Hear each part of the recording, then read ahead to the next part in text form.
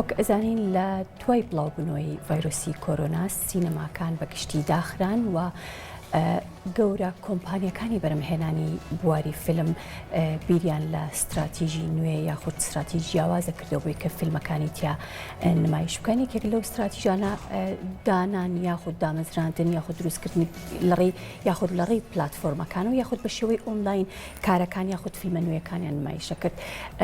لە ئەمڕۆ یەکێک لە دەرهێنەر و نووسەرەکان کە زۆر بەڕێز فەرامەرز هادیە بێگومان کاری زۆری هەیە و هەروەها ماوەی 20 ساڵە لە بواری نووسین و بەرهەمهێنانی فیلمدا کارەکات و چەندین بەرهەمی هەیە و لە چەندین فستیڤالدا کارەکانی نمایشکراوە. قسە لەسەر ئەم بابەتە ئەەکەین و هەروەها لەسەر ئەزمموی خۆی لە سینەمادا. زۆر بەخێرهاتی بەخێرهاتی بۆ پرۆگرامی بەخێربێ. سپاس بۆ ئامادەبوونت بەر لە هەموو شتێک. ئەزمموی هونەرمەندانی سینەماکە لە بواری سینەمای گرنگی خۆی هەیە بە تایبەت لە ئێستایە و لەم قەیرانە سینەماییکەوە لەلای هونەرمەندانی سینەماکارەوە باسەکرێ بە تایبەت لەسەر سینەمای کوردی. هەنگاوەکانی تۆ چی جێگەیەکی گرتووە بۆ ئەوەی کە سینەمای کوردی بە ئاقارێکی باشە بڕوا لە ماوەی 20 ساڵی ئەزمموی خۆتانە؟ پێم وابێ سڵام ئەرزکەم لە خزمەت بینەران و احترام هەروە. لە بواری سینما ئێمە تۆزە سەختە کە لەسەر سینمای کوردی دەکەین و پێم وایە کە گرنگ نییە کە ئیسە ڕاستەخۆ بڕینە سەرەوە بابەتە.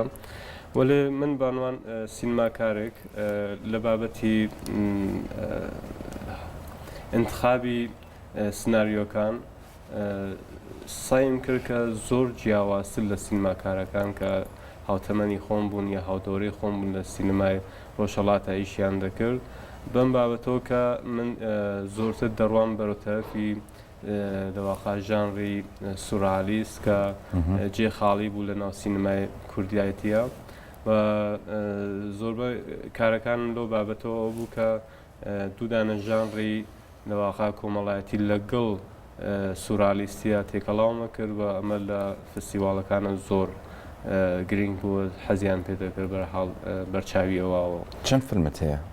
من لە بابەتی کورتە فیلمەوە 11 دانە کورتە فیلم هەیە بە سورەتی کورتە فیلمی چیرۆکی، 5 دانە فیلمی نەواقع دیکۆمنتاریژم هەیە و 2 دانە فیلمی سینماییشم دروست. فیلمی درێژ؟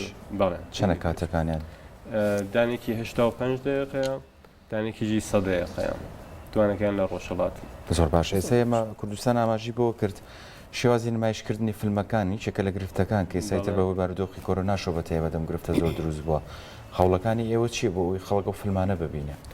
بەڕاستی ئەمە کێشەیەکی زۆر گەورەیە بۆ سینماکارەکان، چۆن ئێمە نگاهمانەوەیە کە بە سوورەتی سەنعەت تماشای سینماکەین لەو بابەتەوە کە ئەلانە ئەگەر بین سەرشماریکەین مەسەڵەن لە سینمای ئێرانە یا سینمای ڕۆژهەڵاتی هەر ئێران ئەگەر تماشاکەین ماوەی 2000 کەس خەریکن ئیش دەکەن.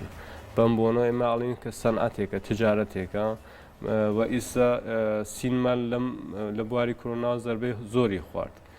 لە ئێرانە فۆری هاتن تەرهێکیان خستە ڕێگە، پرۆژەیەکی زۆر گۆرە بوو کە کۆمپانیەکان چوون بەرەوتەرەفی ڕێخستنی سایتە گۆرەکان یا پلاتفۆرمی بەڵاوکردنەوەی پەخشی فیلم و ئەمە ڕاکارێکی زۆر بەرز بوو. خەڵک بەڕاستی حەزیان پێ کرد و سوودمەنیشی بۆ سینماکارەکان ئەوە بوو کە ئەگەر سینما داخراوە و فیلمەکانیان لە سینما پەخش نەکراوە فرە بە ڕاحەتی لە سایتەکان لە پلاتفۆرمە گەورەکانە بە سوورەتی ئانلاین مردم بلیتیا تێکەتیان دەسێنەوە فرە ڕاحەت دەڕۆن فیلمەکە تماشاکەن لەسەر سایت. ئیسا ئێمە هەل ئەم پرۆژە دەتوانین ئێمەش لەواقع ڕێخین لە باشوور و سینماکارەکانی باشووریش کەڵکی لێ بگرن، چۆن هەموو شتێکمان هەیە. ئێستا شکر بۆخوا بەرحەڵ لە بابەتی ئینترنێتەوە مردم دەستڕاستیان هەیە فرە بە ڕاحەتی لە گوشی لە کامپیوتەر دەتوانن استفادە دەکەن و ئەمە ڕاکارێکی زۆر بەرزە.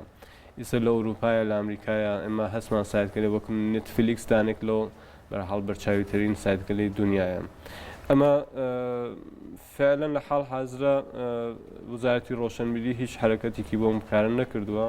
من پیشنیارمەوەسە کە بەڕاستی هەرچ زووتر پلتفۆرمێکی وەکو پلتفۆرمێکی ملی کە بێتە ڕێگە کە سینماکارەکان پەنابوون بەم پلتفۆرمە ئیشەکانیان لەسەرم پلتفۆرمە بەڵاو بکرێتەوە بەرحاڵ مردمیش سینمای کوردیان هەست بێگەن ئێمان گشتە زەحمەتمان کێشاوەکە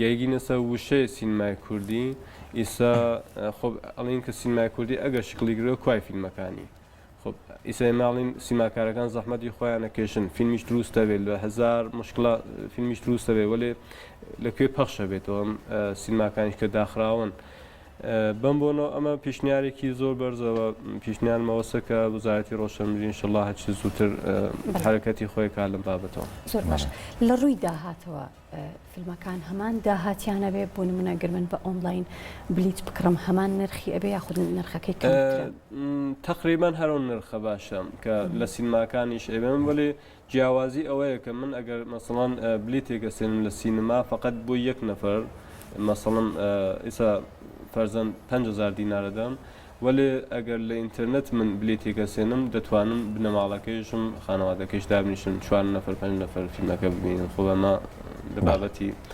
ماڵیەوە بەرحاڵ گرینگە بۆ بنەوە لە بابەتی ئۆنلاینەوە بابەتانە هەیە باشە فیلمەکانە بە چ زمانێکن سۆرانین یان بە فارسی وەڵای من زۆربەی لە فیلمەکانم بە فارسی کراون چۆن تاسیڵم لە شاری تاران بوو لە زانکۆی تاران ماوەی تقریبان 20% تا 30% بە کوردی کراوە کە ئاخرین فیلمی سینمایژم بە کوردی کراوە هەر لە ڕۆژهەڵات. زۆر باش ئەو فستیڤاڵانەی کە بەشداری تیا کردن لە زۆربەی فستیڤاڵەکان فستیڤاڵی نێودەوڵەتی ئێران من کە هەموویان ئێستا لە تقریبان یەک دانیان بووەسە فستیڤاڵی بینالمللی فستیڤاڵی فیلمی کۆتای ئێران لە ئیتالیایشە ئێمە خەڵاتێکم هەڵگرووە لە هێستانە ئێستا ناوەکەی دەقیق نازانم ناو فستیڤاڵەکە لە خاتم چووە خەڵاتی بهترین فیلمە بهترین کارگەردان ئەم دوودانە خەڵاتمە وەرگردووە زۆربەی لە خەڵاتەکان لە فستیڤاڵە نێودەوڵەتەکانی ئێران وە. زۆر باشە ئەمێ پرسیاریەوەت لێ بکەم ئەو فیلمانی کە بەرهەمەتێنەوە ئاستی کواڵێتیان چۆنە ینی بە چی بەرەماتوە؟ وەڵایی چۆنکە ئەگەر من ئاوا بێژم کە حدودەن 20 ساڵە ئیش دەکەم لەو زمانەوە کە بە فورمەتی VHS سینماکارەکان ئیشیان دەکرد من شڕۆم کردگە بەکار ینی حدودی سێدان لە کارەکانم بە فورمەتی VHSە دوای فورمەتی HD هات ئێمە 4 یا 5 لە کارەکانم بە فورمەتی HD دوای فول HD هات و فیلمە سینمایەکانیشم بە کوالیتیە 4K گراوە. دەستەکان خۆش بێ بەوەی سەرکەوتن سپاس و جارێکی تر بەخێر هاتی زۆر بەڕێز فەرامەرز هادی سەر و دەرهێنەر سپاس.